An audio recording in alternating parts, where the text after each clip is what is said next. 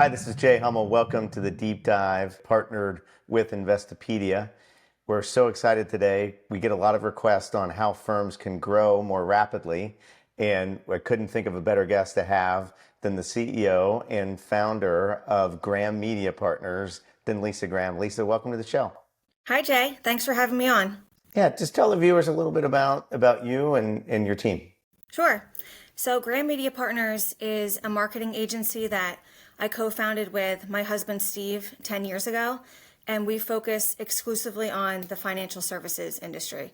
So we work with advisors, asset managers, broker-dealers, and fintech companies across the country, and we act as their outsourced marketing department for, a long-term basis.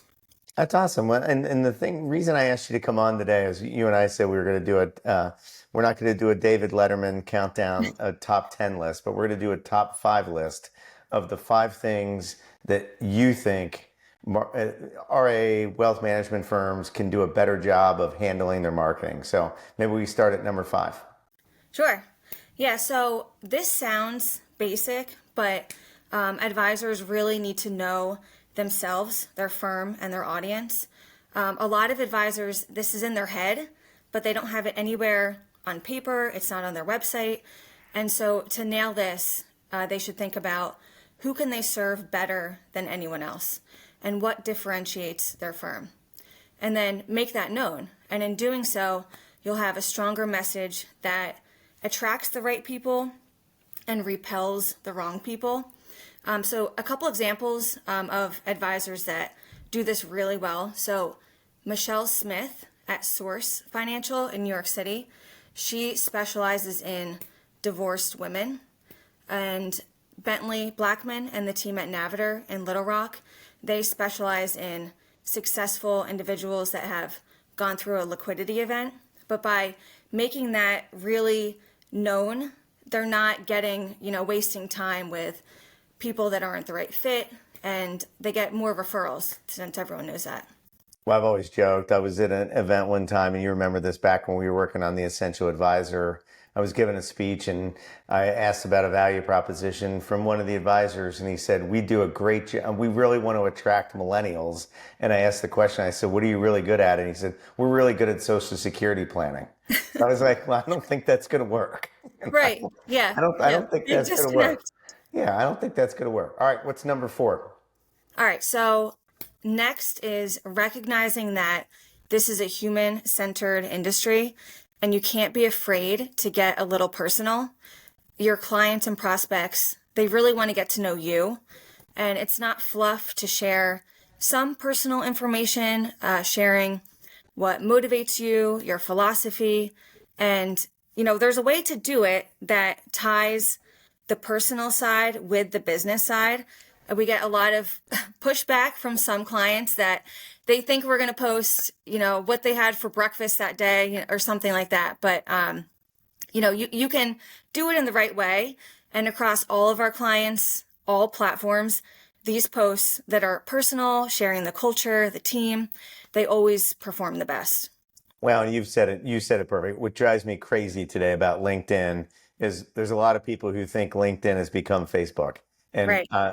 I'm only on LinkedIn because I hate social media. I'm not interested in learning about what somebody's breakfast was on LinkedIn. So I think, but I do think you've pushed us to try to be more personable in our digital presence. So what's number 3? So next is thinking through the client experience from the very beginning to the end. So starting with prospects, new clients, existing clients, long-term relationship. And if you start with the prospect, this is where your website matters the most. And you have less than 10 seconds. You probably have 5 seconds to get their attention. And you want your site to be easy to navigate, really clear messaging, professional. And so if you'll probably get a lot of referrals, but they're still going to go to your site. And so it's important that you have a good website. And then, they're a prospect, they're a new client. Think about the onboarding experience next. And then they're an existing client. One area that is pretty easy, to think about is communication. So emails that you're sending, how you're sending educational pieces, that ongoing communication, matters a lot. And a lot of advisors, they don't have anything documented, for that client experience, and they should. What's the one mistake you see? You talked about website. What's the number one mistake you see advisors make or firms make as they roll out their website? Yeah, so website specifically is, if it's old, if you have an old site, it's pretty obvious, as a visitor that it's old. So your site, even if you're just updating photos, content here and there, but you really should keep it updated at least on an annual basis. And then following that is contact information or a contact form. And it should be throughout the site, on different pages, different areas of the page for someone, make it super easy for them to contact you. Well, before we move on to number two, you and I've always said, I really don't believe you ever win a client by your website, but I think you could lose a lot there. Sure. So Yeah. I just And then I don't think people see it that way. Yeah, I totally agree. And then another big mistake or problem is related to the client communication, inconsistency. And so if you don't have a calendar or anything mapped out, you might send some stuff and then maybe it's 6 months go by. You don't have a newsletter, you don't have anything. And being consistent with what you're sending out matters too. That's awesome. All right. What's number two? So next is being a team player and thinking outside of your firm. And so it's no secret that today's investors, they want more from their financial advisor. And if you're not providing that, you'll get left behind. And so thinking about expanding your circle of influence and thinking about attorneys, accountants, philanthropic consultants, people like that. And when you get to know those people, playing nice with them, and it can help with referrals, helping with your relationship with them.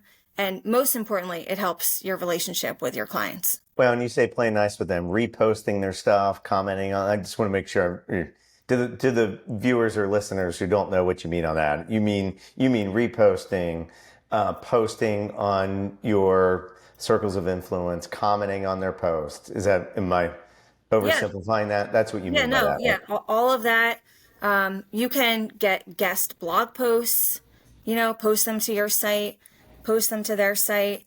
We have some clients that will nominate some of their centers of influence for awards, and that's a nice way to thank them. So there's a lot of ways that you can deepen your relationship and get involved with them. That's awesome. What's number one? So number one, a little self-serving, but consider outsourcing your marketing.